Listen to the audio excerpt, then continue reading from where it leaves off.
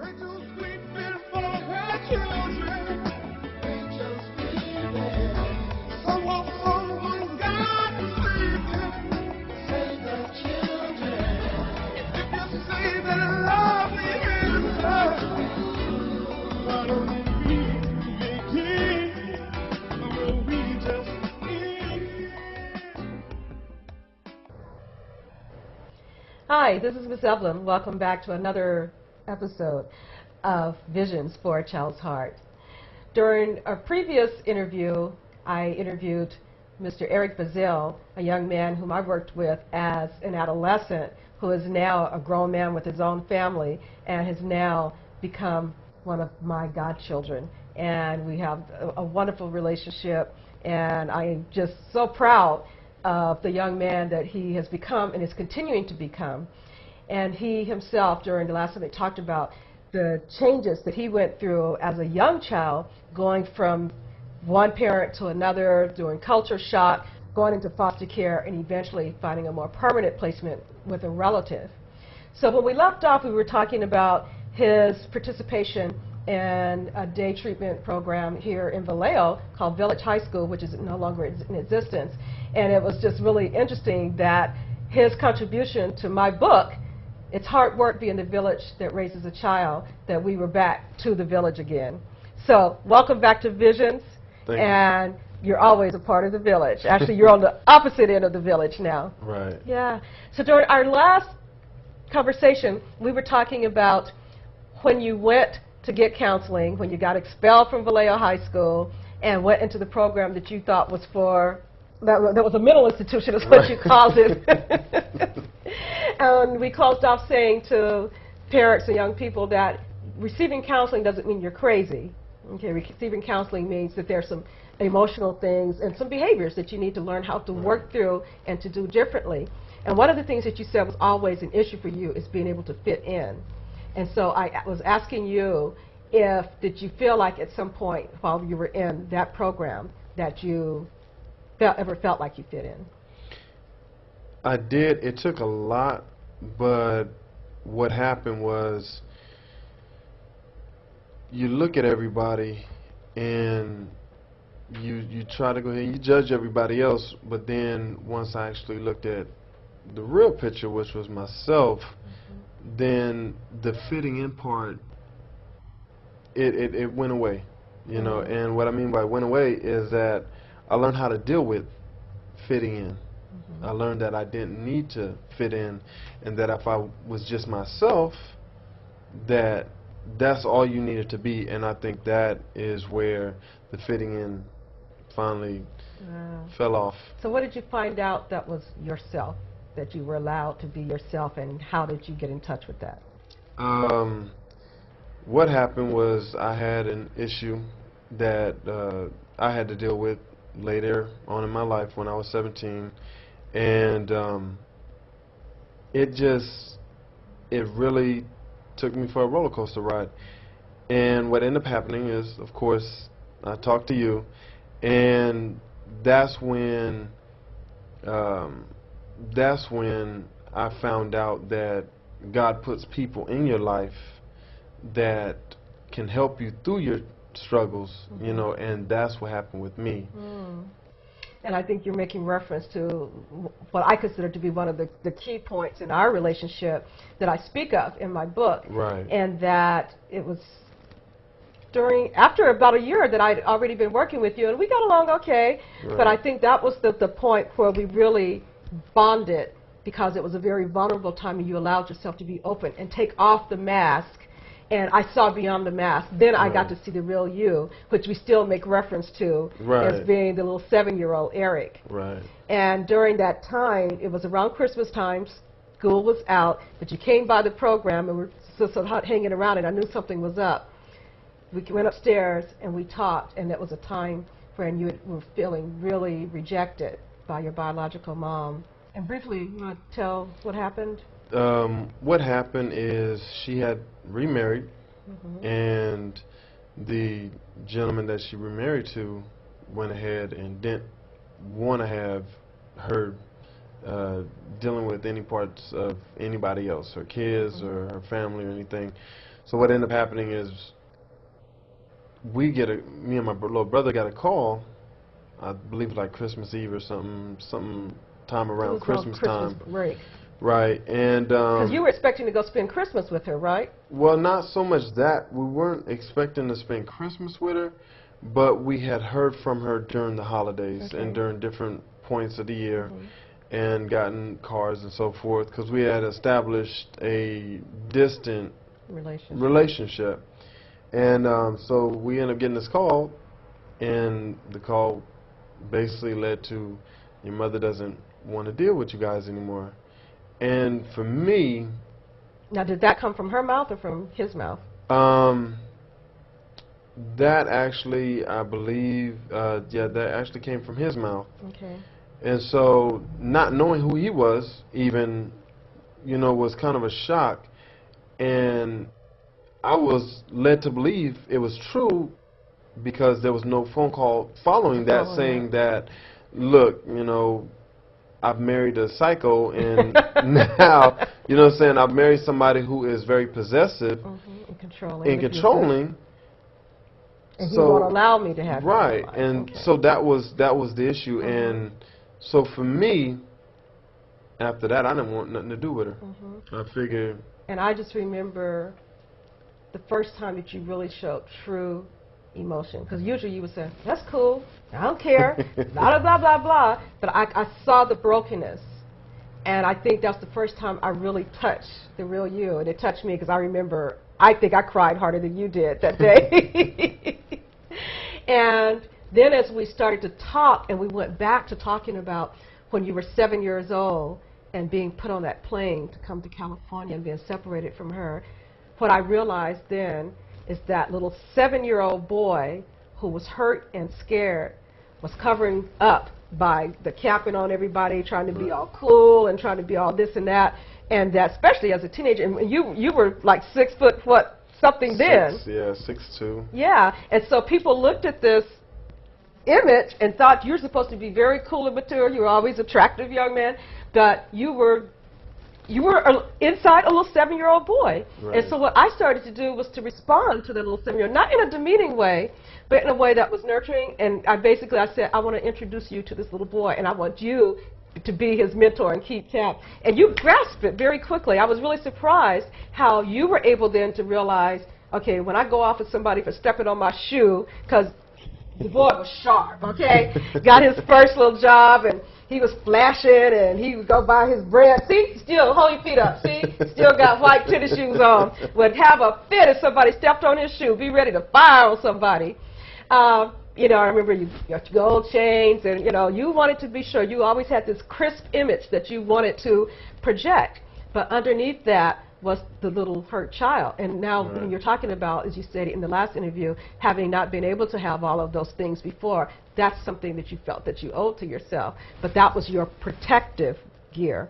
And I think it was then that you really allowed yourself to be vulnerable, at least with me, and gradually a little bit more. And I think maybe even a little bit more with your auntie also. Right. And I think, with us talking, I think she said, like, okay, but he's 17 years old now. He needs to be doing certain things. But I think we were able to make a bridge between and bring those two parts of yourself together more. Right. And so it was at that point that you became even more a part of my heart. And I think I remember saying something to the effect that, well, I'd be glad to be your mom, which was really at that point sort of off because I was your therapist at the time. But people know me that, my heart's in my heart, regardless of which way they came. And the other thing I talk about in the book is when you didn't go back to the high school, and we knew that you were going to be 18 in a few months, and you needed to either have a diploma or a GED. And we went down to the adult school because you kept missing the dates. And with your job, you were supposed to pay for it yourself. And you was like, oh, well, I bought this there, or I didn't do that, or I had to pay my jewelry store bill. I was like, I didn't even have a jewelry store bill. Speaking of which, actually, I remember you buying me, I was telling you yesterday, actually, you just gave me this bracelet yesterday that said, love is patient, love is kind, love never ends, and it's taken from Corinthians. But I remember you gave me a bracelet, and it was like, how can you be accepting this from this kid? But it was like you were so proud of the fact that you had purchased something and actually opened up an account at a jewelry store. I never seen nobody not even 18 years old and already in debt. But you learned early. You learned early, yes you did. But I think at that point, with going to the school, I always just remember, I'd call it what I call my mama attitude. And I was like 2 through. It's like, no, we ain't playing no more games here. I had you to get the schedule, listen to the guy, and I kept saying things like, okay, you heard that, didn't you? Okay, I don't want to hear you telling me nothing else. No, what time are you supposed to be here? And I went totally in mama mode. And then when we were walking down the hall, and I said, I felt bad because I felt like I sort of humiliated you. And I said, I apologize, you know, but I just wanted to make sure that you get this because our NLT was at work. You know, she couldn't be taken off work doing all these things. Right. And I just wanted to make sure you get it. It's like we didn't have time for you to be slipping at all. And you remember what you said to me? That, it was so long ago I could not, honestly, I can't We were walking remember. down that old school hallway, and you said, that's cool. At least I know you care. And it's like, whoa. I'll never forget that. I will never forget that. So you left, you did get your, well, no, you didn't do it through the adult school. I didn't. You ended up leaving without graduating, Right. went to Job Corps. And that's where I ended up getting my GED. Okay. And basically started to become a man. Okay. That's, you know, my NLT wasn't like, she wasn't going to have somebody sitting in the house not going to school and just, you know, she had seen my father and, you know, my uncles and everything fall by the wayside. She wasn't about to let another one of us men fall by the wayside. So she was like, this is what you're going to do.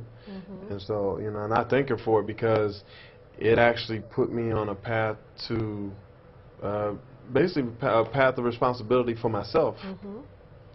You want to say something to NLT right now? I definitely thank my NLT, and I want to say thank you very much, NLT, not for only taking me and John in, but also going ahead and sticking it out, because a lot of people, a lot of parents don't stick it out. They don't try to even get their kid help. They just sit there and they use every excuse in the book. You know, my kid has ADHD, my kid has this, my kid's this. But you actually knew the problem, tried to get us help, and actually eventually succeeding in getting us help. And I want to say thank you very much, because you've been a total part of my life. Not a big part, but a total part.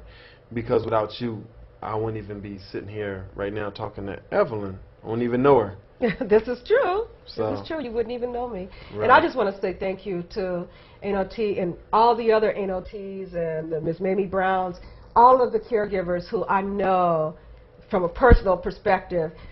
Kids have put you through hell. I had my own that put me through hell.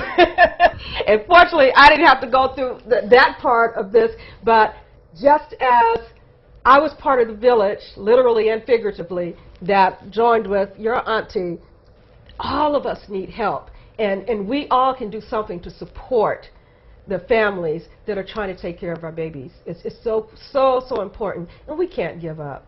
And we know that it's not been an easy road throughout your adulthood. I know that there's some choices that you've made that NLT is still probably doubted, you know, whether it was even worth it. right. And it's still not without struggle. But you have that foundation, and that's what's important. So sort of briefly, because I want to get to another point, but you left Job Corps. Well, actually, to be honest, I got kicked out of okay. for fighting. Which is interesting because you were not a real fighter in high school. Right. What do you think happened? You know, was that part of the fitting in thing? No, that was a disagreement. Okay. That turned bad. Okay. And it was just had to basically, dig it out. I just, you know, it was just a matter of, you know, hey, he didn't like what I had said, so he hit me. Okay. And I went right back at him, Okay. and that's what, you know, as soon as I went back at him, you know, it just, like I said, it ended my Job Corps career, Right.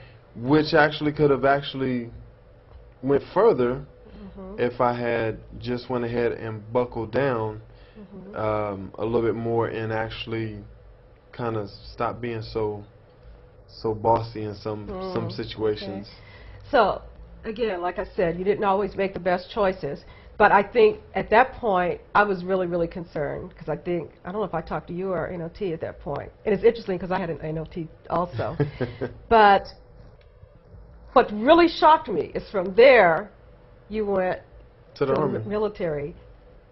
Now, I'll be honest, I always am the one, the positive one, and I'm just saying, oh my God. I just knew that was not going to work for you because you didn't want nobody telling you what to do. But you ended up being in the Army for how many years? Actually for 10 years. 10 years. And Traveled all around the world, around the kept in world. touch with me from Italy, Japan, Germany, Bosnia, someplace else. Hungary. I've been all throughout Mhm. Europe. I've been different places in Asia. Been throughout. I've almost been to almost all 52 states, I believe it is. Yeah. So I've traveled a lot, and the thing about it is I was able to succeed in the military, and I was able to become a sergeant, and the only thing that halted my career was my aneurysm. If I wouldn't have had an aneurysm, then I would have went further on in my career. I was actually, before I got out, I was actually due to go to the E6 board. And once you make E6, there's 3 more steps, and you're That at the was top of the another ladder. scary time when you had the aneurysm. And see, and I just appreciate that you kept me abreast of what was going on, even though, and I know sometimes you didn't want me to worry. And it's I think what happened, it was when you were going to have the second surgery. I think that's when you actually told me, because they brought you to the United States. And did you go to Virginia or somewhere back east to have that surgery? I went to Bethesda Naval Medical Center, actually, Okay, in Maryland. And I think at that point, and you were married by that time, and so your wife basically kept me abreast of when you went in and out of surgery and stuff. And I remember being really concerned, but praying and believing that God had a different plan for you and that He was going to bring you through. And that was a scary time. But you kept saying, "I'm all right, Mom. I'm all right." And it was because. And for those who don't know, some of our young people may not know. Briefly, can you tell us what an aneurysm is? An aneurysm is a lot of people hear about the after effects, about the brain hemorrhaging portion of it. But an aneurysm actually is before a brain hemorrhage. Hopefully, you don't get to that portion. What happens is when your arterial veins or arteries, the actual wall gets weak and it expands. It could be as big as a grapefruit, you know, and it's almost like a tumor. And what ends up happening is you have migraine headaches. It becomes very difficult to function because the pressure on your brain swells, or what actually happens is that bubble actually pushes against the brain, which actually, you know, there's no other space up there in your head but for your brain. So when you have that happen, it causes pressure and it causes a lot of pain and a lot of you have to be heavily sedated. Right,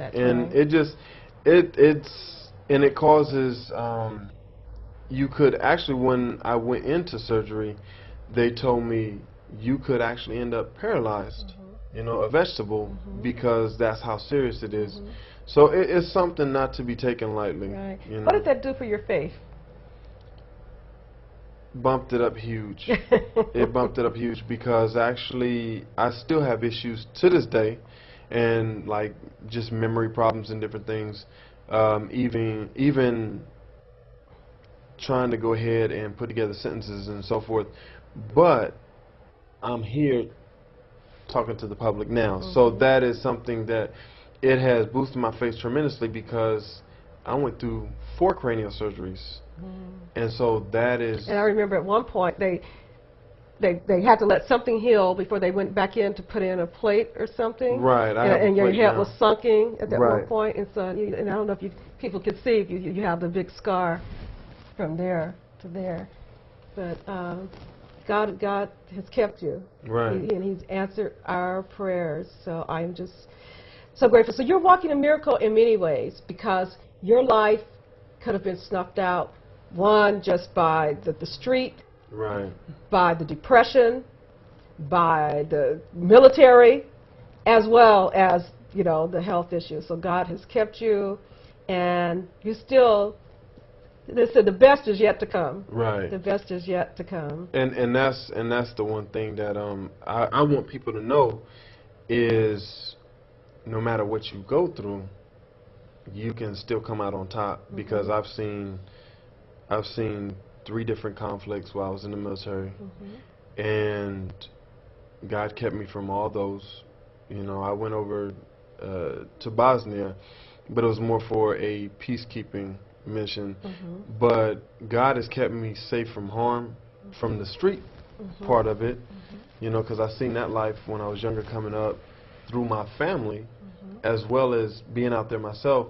But also I've seen, you know, the military, what could have happened. I've had friends, unfortunately, in, you know, the current war that we're in now, I've had friends that have died. So, you know, that has been something that I look up to God, and I say thank you for everything He's brought me through. You know, because I could be gone. You know, I could be dead, but I'm not. I'm here talking to you, and I'm able to go ahead and actually pass on what I've learned Right. and what is very important to me. Right. You, 2 questions in one I'm going to ask you. I know that you're a father yourself, and we Right. have some pictures that perhaps we will be able to put up. You have 3 daughters 3 daughters and 1 and son. a son. Yes. And then you also, through another marriage, Right. have 2 daughters 2 and daughters a son. and a son. So, 7 altogether. like, I can't keep up. Like, wow. Right.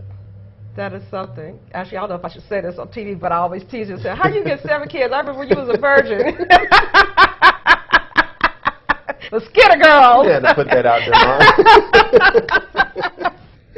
But I know that even in that, learning and being reminded, Right. the experiences that you went through as a child, being, you know, sort of bouncing around and going through the abusive relationships and everything, how has that affected your ability to communicate, have relationships, and be a father?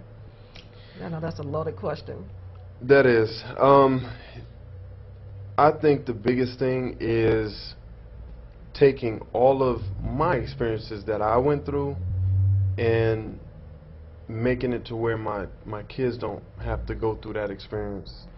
I think when you look at life, I take life and I see what I went through, and so what I try to do is say, okay, I recognize a pattern that might come back. Say, for example, you know, me and my wife might get into an argument. It'll be something that my father and his wife got into an argument about, and I know how they handle it. But because everything just recycles. You know, everybody has the same issues. You know, whether it's finances, whether it is trust. You know, whatever it may be. But the biggest thing is to identify it, to be able to identify it as an adult, and not put your kids through it. Right. Yeah. And recognize it and try to do something about it. And if you feel stuck without having the tools to change that, what would you recommend someone do? To be totally honest, I recommend people, I recommend, and this is what I do now, get to know God. That's the first and foremost, because without Him, you can't do anything. 2, know yourself and know what you are, be able to recognize your issues. You know, be able to recognize your issues. And then 3, I think it's time. Sometimes you need time to go ahead and cool down. That way, when you actually do go to your wife, your partner, or whoever you're with, you can actually discuss things sensibly. Whether you're talking to your kids, or whether you're talking to your wife, or whether you're talking to a coworker or anybody else. Right. And the other part is to always realize that there's still a village. Even as even as an adult, we still are Right. children on the inside. We still need the village. And that actually is a really good point, because even as an adult, you can still seek counseling, Mm-hmm. because it still is good Mm-hmm. to express yourself, Mm-hmm. how you feel, and because we don't have the answers, you know, Mm-hmm. but I do believe God gives us direction, Mm-hmm. and He gives us the right Mm-hmm. direction. Whether we choose to take that path or not is a totally different story. True. Well, I think we're out of time. Can't see. How many fingers do I have up? Can you tell me how many fingers he had up? Is that 2? I don't have my contacts on. So we have 2 minutes. Anything you want to say? And I know you're as much of a talker as I am. So what can we round up in 2 minutes? Trusting God that He will deliver you from any of your problems, but also recognize when people are trying to help you and don't push that help away. Yes, that's a real key thing. Do you think that's been an issue with you, pushing help away? That is the biggest. I think those are the 2 key things. If you have God in your life Mm-hmm. and don't push the help that He sends your way, Mm-hmm. you know, He sends, and I tell people, He sends people that are going to brush by you. He sends people that are going to bump right into you. Mm. You know, Now, which one have I been? bump right into me. But you got to recognize, you have to recognize those people, and the people that brush by you are the people that help you possibly recognize different things. Through a season and keep going. Right. Okay. People that bump right into you are there to help you. Okay. You And know? they don't go anywhere. And they don't go anywhere. Because you can't get rid of me, huh? That's right. Mm-hmm. There ain't no repellent. Well, I just want to thank you for the respect that you've always given me.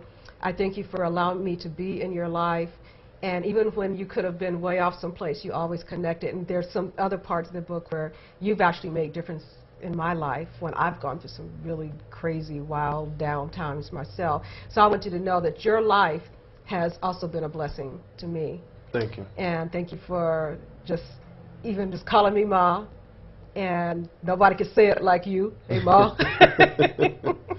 So I'm glad and continue to pass what's on and never give up. And thank you for allowing me to be in your village. And if I get my leg across to give you a hug. Mwah. Thank you for joining us. And I encourage you to be the village that raises a child. Look what you get. God bless. Bye-bye.